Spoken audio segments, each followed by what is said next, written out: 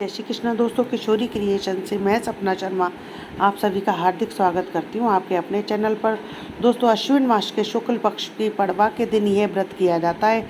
इसे अबोली पड़वा या 8 सौभाग्यवती व्रत भी कहते हैं, क्योंकि इस दिन पूजा करने वाली बालिका या महिला बिना बोले पूजा करती है, कथा सुनती है और खाना खाती है। यह वर्ष जो है 9 वर्ष के लिए, यह व्रत जो है 9 वर्ष के लिए किया जाता है। सौभाग्यवती व्रत भी कहा जाता है, क्योंकि महिलाएं अपने सुहाग की लंबी उम्र के लिए करती हैं। 9वें वर्ष विवाह पश्चात उद्यापन करके 9 महिलाओं को खाना खिलाया जाता है और उन्हें सुहाग सामग्री दी जाती है। इस व्रत में मिट्टी के शिव पार्वती बनाकर उनकी पूजा की जाती है और 9 मीठी पूड़ी या 9 खाजे बनाकर चढ़ाए जाते हैं, जिन्हें बाद में किसी ब्राह्मण को या किसी ब्राह्मणी को दान दे दिया जाता है। सुनते हैं 8 सौभाग्यवती महिलाओं के अबोली पड़वा की कहानी। पुराने समय में राजा हिमाचल के 2 पुत्रियां थी, राणा दे और गोरा दे। जब राणा दे और गोरा दे बड़ी हुई तो एक दिन राजा हिमाचल ने अपनी दोनों पुत्रियों को बुलाकर पूछा कि आप तपोगे कि वर भरोगे।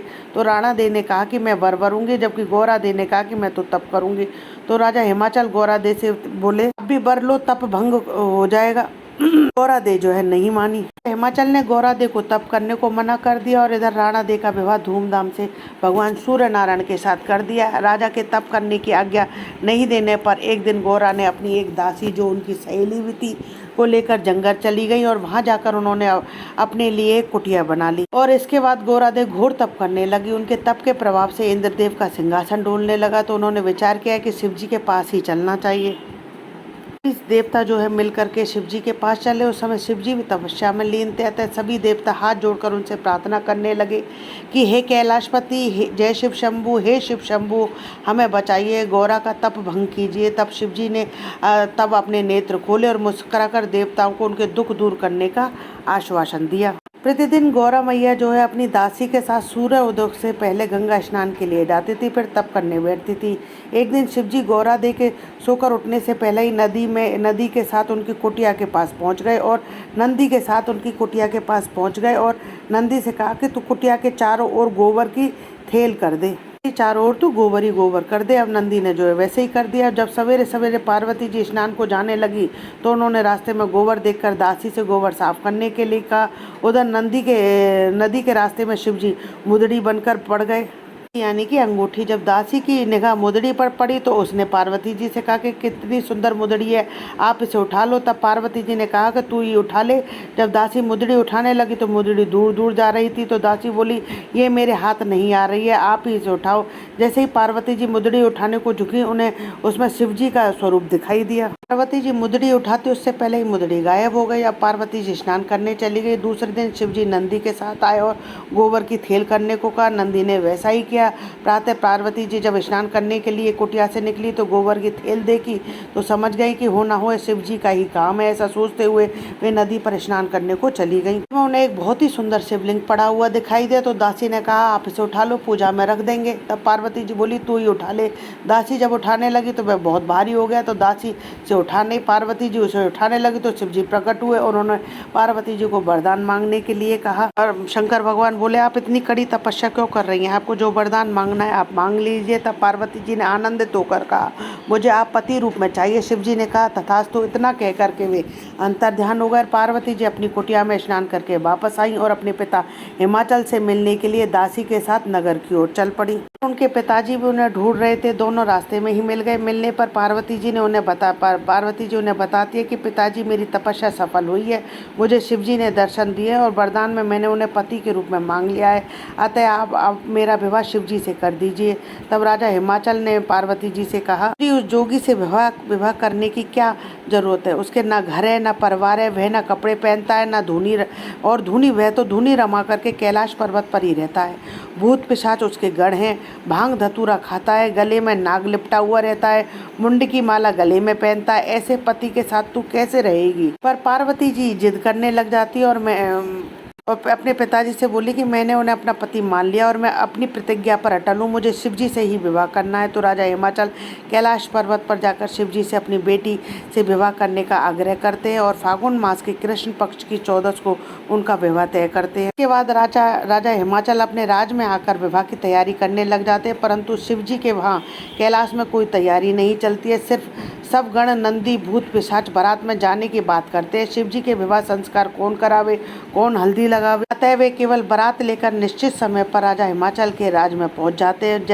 जैसे ही प्रजा को और पार्वती जी की सहेलियों को पता चलता है कि बारात आ गई तो वे बारात देखने जाती हैं, पर वहाँ शिव जी को अवगढ़ रूप में देखकर उनके साथ भूत पिशाच व गण देखकर डरकर वापस भाग जाती हैं और आकर वह पार्वती जी से कहती हैं कि कैसी बारात आई है। यह सुनकर पार्वती घबरा जाती है और वे शिव जी के पास जाकर उनसे कहती है कि अब आपने यह क्या नाटक लगा रखा है, ढंग से बारात लेकर क्यों नहीं आए। तो शिव जी कहते हैं, अरे तुम यहाँ क्यों आई, लोग क्या कहेंगे, कुंवारे नाते ही बारात में चली आई, तो तुम यहाँ से जाओ। तब पार्वती जी वापस महल में आ जाती हैं। इसके बाद शिव जी डमरू बजाते हैं तो सभी देवता बारात में आ जाते हैं और हिमाचल राजा को संदेशा पहुंचाते हैं बारात आ गई है। तो राजा हिमाचल और रानी मैना दोनों बारात का स्वागत करते हैं और बारात का भोजन करने का आग्रह करते हैं। जी ने पहले खाने के लिए राहु कोते को भेज दिया। दोनों खूब खाते हैं। उन दोनों को परोसने वाले थक जाते हैं परंतु उनका पेट नहीं भरता। सब भोजन परोसने वाले उनसे कहते हैं कि आप भोजन भंडार में ही बैठकर भोजन कर लो, तो वे भंडार में बैठकर सारा भोजन खा लेते हैं। जैसे ही राजा हिमाचल ये देखते हैं वे चिंतित हो जाते हैं कि दो व्यक्तियों ने इतना भोजन कर लिया है तो पूरी बारात को क्या खिलाऊंगा मैं, और यह सोचते ही वे मूर्छित हो जाते हैं। जब पार्वती जी को यह पता चलता है तो वह शिव जी के पास जाती है और कहती है कि महाराज आप यह क्या कर रहे हैं, मेरे पिताजी के ऊपर संकट के पर संकट क्यों खड़े कर रहे हैं, मेरे पिताजी मूर्छित हो गए। तब शिव जी कहने लगे, तुम्हें मना किया था कि बारात में मत आना, फिर भी तुम क्यों चले आई। तब पार्वती जी कहती है कि मैं कैसे नहीं आती, आप तो संकट पर संकट खड़े कर रहे हैं, आपके दोनों बारातियों ने सब भोजन का भंडार खाली कर दिया है, इसके लिए मेरे पिताजी मूर्छित हो गए हैं। जी कहते हैं कि कौन कहता है भंडार खाली है, जाओ देखो भंडार भरे हुए हैं, अब यहाँ मत आना।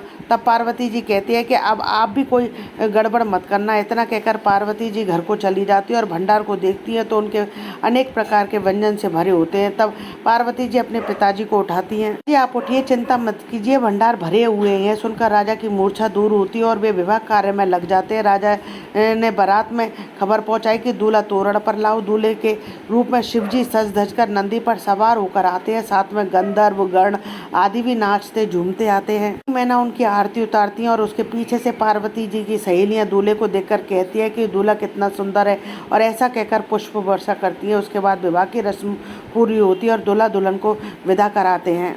पार्वती जी को लेकर नंदी के साथ कैलाश पर जाने लगे। शिव जी नंदी पर बैठ गए और पार्वती जी पीछे पीछे पैदल चल रही थी। तो लोग देखकर कहने लगे कि कैसा पति अपनी पत्नी को पैदल ले जा रहा है और खुद बैल पर बैठकर जा रहा है। तो शिव जी खुद पैदल चलने लगे और पार्वती जी को नंदी पर बैठा दिया। लोगों को चैन नहीं, तब लोग कहने लगे कैसी पत्नी है, स्वयं तो आराम से सवारी पर जा रही है और पति को पैदल ले जा रही है। तो शिव जी फिर से नंदी पर सवार हो गए। पार्वती जी पीछे पीछे चलने लगी। दोपहर हो गई तो धूप में पार्वती जी के पैर जलने लगे। तो वे शिव जी से बोली कि धूप बहुत तेज है, पैर जल रहे हैं। शिव जी बोली आप हरी धूप पर चलो। पार्वती जी हरी धूप पर चलने लगी तो धूप सूख गई। फिर प्यास लगने लगी, पानी पीने तालाब पर गई तो तालाब सूख गया। इसी तरह सुस्ताने के लिए पेड़ के नीचे बैठी तो पेड़ सूख गया। इस तरह चलते चलते वे लोग पहले काशी नगरी पहुंचे। काशी नगरी के नागरिक और राजा रानी ये समाचार सुनकर खूब खुश होते हैं। काशी की रानी स्वयं अगवानी के लिए जाने का निर्णय लेते हैं। वे तुरंत ही सज धज कर पूजा का थाल सजाकर ढोल वाले और गाने वालियों को लेकर शिवजी पार्वती जी को लेवाने जाती है। शिवजी पार्वती जी की जुगल जोड़ी को देखकर उनका मन आनंद से भर उठता है। तो जैसे ही वे पार्वती जी को टीका लगाती है वैसे ही सोने चांदी की थाली पत्थर की हो जाती है और गाने वाली के मुंह टेढ़े हो जाते हैं। यह देखकर शिवजी पार्वती जी दुखी होकर वहां से आगे बढ़ जाते। काशी के राजा रानी और नागरिकों ने सीधे कैलाश पर्वत के लिए ही रवाना कर देते हैं। ऐसे शिवजी पार्वती जी को लेकर कैलाश पर्वत पर आ गए। अब जब खाने का समय होता है तो आकाश से कैलाश पर रोज रोज 3 पनवाड़े उतरते हैं, एक शिवजी का, एक पार्वती जी का, एक नंदी जी का।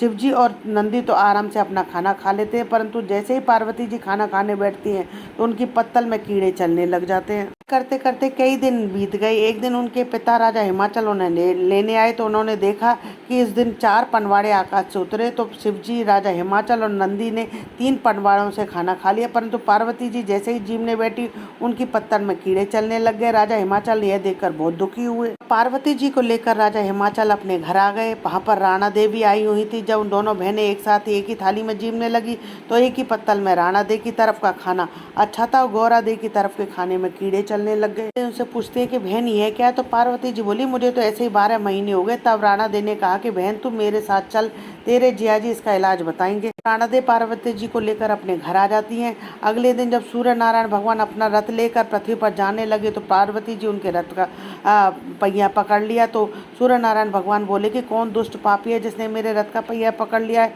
मुझे जाने दो, दुनिया मेरा इंतजार कर रही है। पार्वती जी बोली, मैं हूँ पार्वती, मैं साल भर से जीवने बैठती हूँ तो पत्तल में कीड़े चल जाते। तब सूर्य नारायण भगवान उन्हें एक मुट्ठी जौ और एक मुट्ठी काले तिल लाने को कहते हैं। अगले दिन जब पार्वती जी जौ और काले तिल लेकर उनके पास पहुंचते हैं तो उनके सिर पर जौ और तिल रखते हैं। देखते हैं कि सारे तिल और जौ बिखर जाते हैं। अब सूर्य नारायण भगवान कहते हैं कि आपने जो भी व्रत किए या तो वे अधूरे व्रत किए या करके उनका अध्यापन विधि विधान से नहीं किया, इसलिए आपके पत्तल में कीड़े चलते हैं। अब आपको आषाढ़ आते ही अलूने सोमवार फिर राधा अष्टमी का फल पांचे का व्रत करो। उसके बाद संजा बनाओ, उनको विसर्जित करके दुमड़ा जमाओ, फिर नवरात्रा की पूजा करो, अबोली पड़वा तुलसी बेवड़ा जैसे व्रत विधि पूर्वक करो तो आपके पत्तल में कीड़े नहीं चलेंगे। पार्वती जी वापस अपने पिताजी के आकर विधि पूर्वक सारे साल भर के व्रत करती हैं। अलूने सोमवार करती है, संजा बनाती है, फल पांचे का व्रत रखती है, सभी का उद्यापन करती है। नवरात्रि आती है तो नवरात्रि का व्रत रखती है। पड़वा के दिन अबोली पड़वा का व्रत रखती है। इस दिन 108 घड़े से स्नान किया जाता है। नहीं घड़ा उठाने को जो है मना किया, तब शिव जी वो बुड्ढा कहते हैं, बुड्ढे के रूप में शिव जी कहते हैं कि मैं हाथ नहीं लाऊंगा, अच्छा मैं अपनी चिमटा लगा करके घड़ा उठवा देता हूँ। वह चुपके से घड़े अपनी मुद्री डाल देते हैं। पार्वती जी जैसे ही उस घड़े से नहाती है तो उन्हें वह मुद्री दिखती है।